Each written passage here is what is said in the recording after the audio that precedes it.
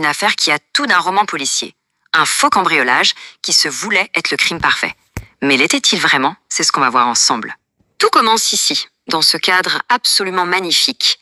Un château normand, plein d'histoire, de prestige, mais qui cache, derrière ces vieux murs, des problèmes bien réels et très modernes. Et voilà la question qui se pose dès le départ. Est-ce qu'on a affaire à un vol audacieux ou bien à une mise en scène particulièrement bien ficelée? Les apparences sont souvent trompeuses. On arrive donc sur la scène de crime. L'inspecteur Lafouine débarque et à première vue, tout semble correspondre à un cambriolage des plus classiques. Et les indices sont là, bien visibles. Un coffre-fort qui a été forcé, une fenêtre en 1000 morceaux, et même l'arme du crime, un pied de biche laissé sur place. Pour couronner le tout, la baronne elle-même a une bosse sur la tête, signe d'une agression. Le tableau est impeccable. Forcément, face à une telle accumulation de preuves, l'affaire semble entendue. L'expert de l'assurance confirme le vol, la machine administrative se met en route et un chèque conséquent est sur le point d'être signé. On pourrait croire l'affaire classée. Mais pas si vite. Pour comprendre ce qui ne colle pas dans cette histoire, il faut revenir un peu en arrière. Il faut s'intéresser au mobile. Et voici notre personnage principal, la baronne Daphné de Saint-Sauveur. Elle est l'héritière d'une collection de bijoux absolument somptueuse, un trésor de famille d'une valeur inestimable. Seulement voilà, il y a un mais, un énorme mais. Malgré cette fortune en bijoux, son château, le symbole même de son héritage, est littéralement en train de tomber en ruine. C'est tout le paradoxe de cette noblesse parfois désargentée. Il faut sauver les apparences, alors que la réalité financière, elle, s'effondre.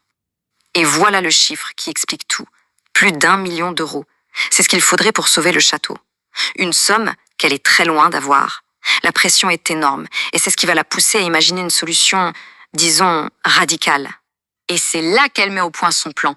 Un plan assez brillant qu'on pourrait appeler le double bénéfice. L'idée est simple. D'un côté, toucher la grosse indemnité de l'assurance pour le vol des bijoux, et de l'autre, garder les vrais bijoux pour les revendre plus tard, en toute discrétion. Une fraude en 2 temps. Alors comment est-ce qu'elle s'y est prise pour mettre en scène ce qui devait être le crime parfait? Regardons son plan en détail. Son plan est d'une précision chirurgicale. Chaque étape a été pensée. D'abord, mettre des gants, évidemment, pour ne laisser aucune empreinte. Forcer son propre coffre. Briser une fenêtre pour simuler l'effraction. Cacher le trésor là où personne n'irait chercher, dans le grenier. Brûler les preuves, les gants, dans la cheminée. Et la touche finale, la blessure, pour rendre le tout crédible. C'est presque une œuvre d'art. Mais voilà, on en revient à l'inspecteur. Il est sur le point de boucler son apport, mais quelque chose le chiffonne. Son instinct lui dit qu'une pièce du puzzle ne s'emboîte pas correctement. La tension est à son comble. L'expert a le stylo à la main, prêt à signer le fameux chèque. Et c'est à ce moment précis que l'inspecteur, au lieu de partir, décide de faire un dernier tour. Juste un dernier regard. Et c'est là que tout bascule. Cette simple phrase. Tout à coup, un détail lui revient en mémoire. Une petite chose, une observation qu'il avait faite sans y prêter attention, qui refait surface dans son esprit. C'est l'étincelle qui va tout faire voler en éclats. On arrive donc au dénouement. Ce moment où l'intuition de l'inspecteur se transforme en une certitude absolue. Au moment fatidique, alors que l'agent d'assurance s'apprête à valider le paiement, l'inspecteur intervient. Arrêtez tout. Le temps s'arrête. Le plan si parfait de la baronne est sur le fil du rasoir. Se tournant vers la baronne, il la regarde droit dans les yeux et lâche la bombe. Plus de doutes, plus de questions. C'est une mise en scène et vous en êtes l'auteur. La vérité éclate au grand jour. Le crime parfait n'a jamais existé. Et c'est sur cette question qu'on va se quitter.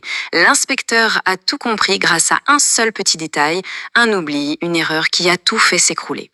Alors, la question qui reste en suspens, c'est celle-ci. D'après ce que l'on sait, quelle a bien pu être l'erreur fatale de la baronne ?